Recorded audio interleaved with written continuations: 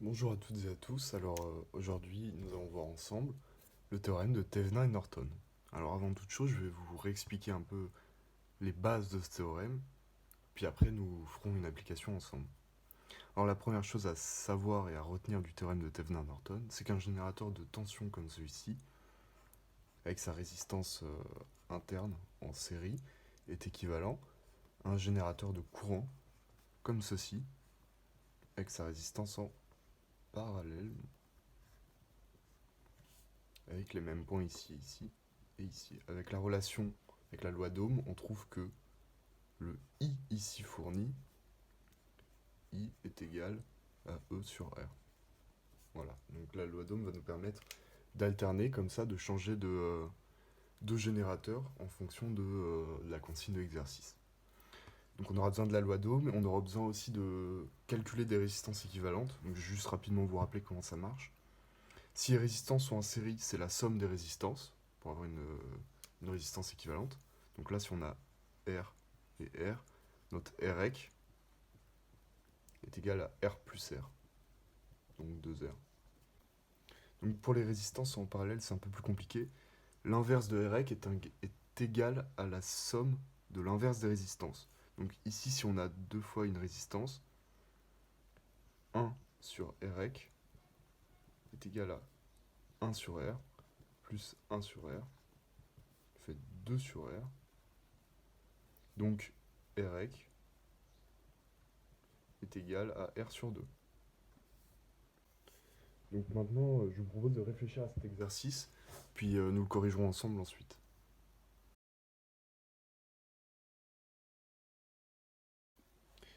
Donc j'espère que ça n'a pas été trop dur, que vous avez réussi à trouver IAB.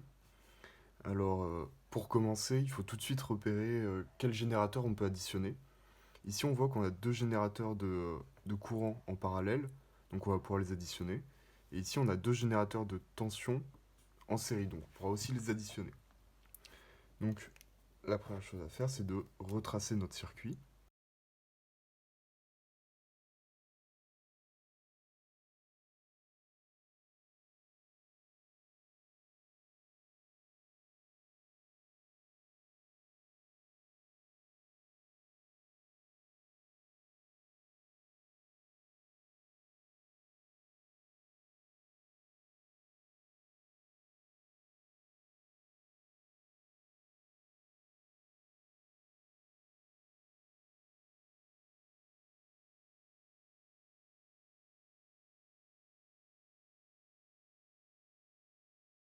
On a donc E1 qui est égal à la somme des deux E. Donc E plus E, c'est égal à 2E, ce qui nous fait 20 volts.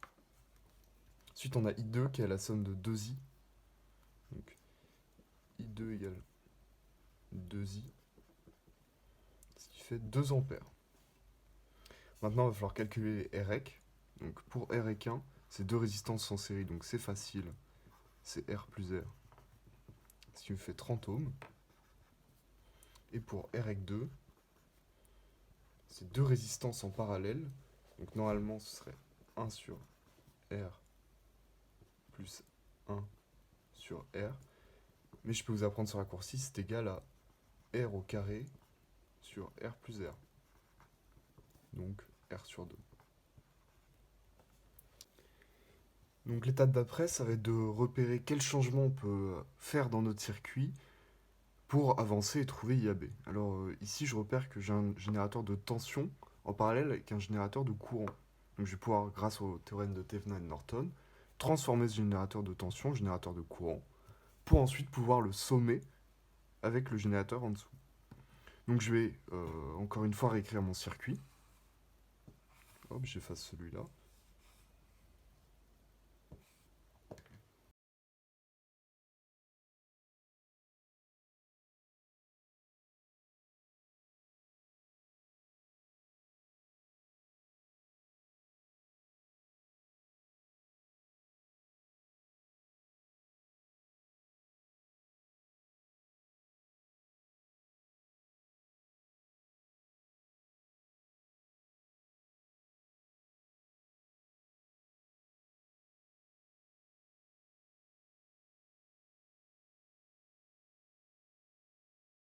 On a ce circuit ici avec I1 qui est égal à E1 sur R1 avec notre loi d'Ohm toujours. Donc on avait E1 qui était égal à 20 volts. Donc on a 20 sur 30, ce qui fait 2 tiers, donc 0,67 ampères à peu près. Est-ce qu'on a d'autres changements? Non. Donc on repère les changements à faire sur ce nouveau circuit. Donc ici on va sommer les générateurs. Ensuite, je pense que la bonne stratégie à faire, ça va être de transformer tous les générateurs de courant qu'on a en série, qu'on ne pourra pas additionner, en générateurs de tension, pour les additionner et ensuite calculer I. Donc, je redessine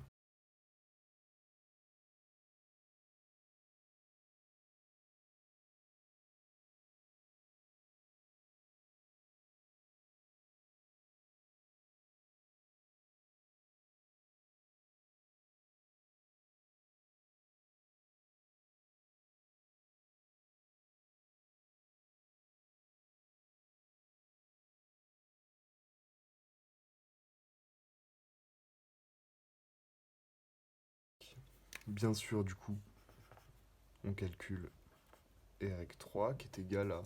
Donc on a deux résistances en parallèle. Donc d'après la simplification dont je me souviens, je peux faire R fois R sur R plus R. Donc R sur 2. D'après la simplification dont je me souviens, je peux faire R1 fois R sur R1 plus R. Ce qui me fait donc R1 vaut 30 volts, donc 30 fois 15 sur 30 plus 15. Ce qui fait 450 sur 45, ce qui nous donne 10 ohms. Je calcule IN. Donc IN est égal à la somme du coup de I1 plus I. Donc ça vous fait 1 plus 0,67, 1,67 ampères pour IN. Je le note dans un coin avant de pouvoir effacer. 1,67 ampères. Et R3, 10 ohms.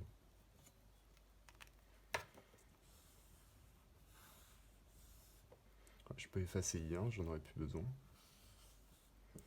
Je peux effacer R1 et R2. Parce que j'en aurais... Non, je peux pas effacer R2, mais je peux effacer R1. J'en aurais plus besoin. Et je peux maintenant transformer tous ces générateurs en générateurs de tension grâce au théorème de Thevenin et de Norton.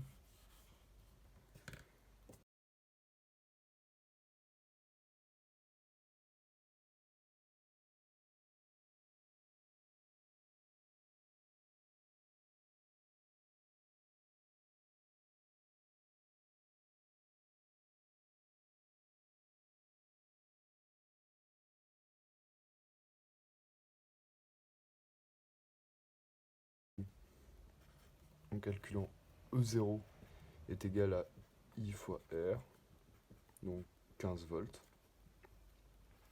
E2 est égal à I2 fois R2. Donc on avait I2 qui est égal à 2 ampères et R2 qui est égal à 7,5 ohms. Donc ça nous fait 15 volts. Et on a EN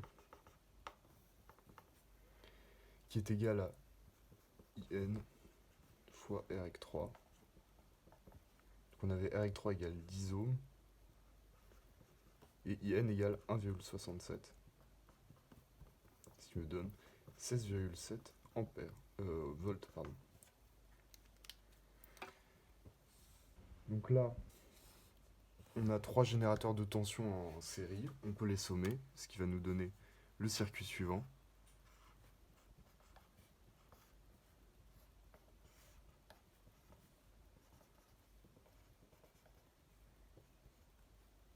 E R, et là il est, je vais mettre ETH pour Thévenin. Et là c'est beaucoup plus simple de calculer le courant une fois qu'on connaîtra ETH. Donc ETH c'est égal à moins EN, parce qu'on parcourt la boucle comme ça, donc moins EN, plus E0, ce E0 est dans le bon sens, et E2 aussi est dans le bon sens, donc plus E2. Ce qui nous donne moins 16,7 plus 15 plus 15, donc 30. Moins 16,7, pardon, ce qui fait 13,3. Donc on calcule REC, qui est égal à la somme de REC, de R plus de REC 3 plus REC 2. REC 3 plus R plus REC 2. Donc REC 3 est égal à 10 ohms plus R qui vaut 15 ohms plus REC 2 qui vaut 7,5 ohms. Ça nous donne donc 32,5 ohms au total. On connaît donc maintenant le REC final, la tension délivrée par le générateur au final. Donc on peut calculer I. I égale ETH sur REC. Donc ça nous fait 13,3 sur 32,5. Ce qui donne au final 0,41 ampères.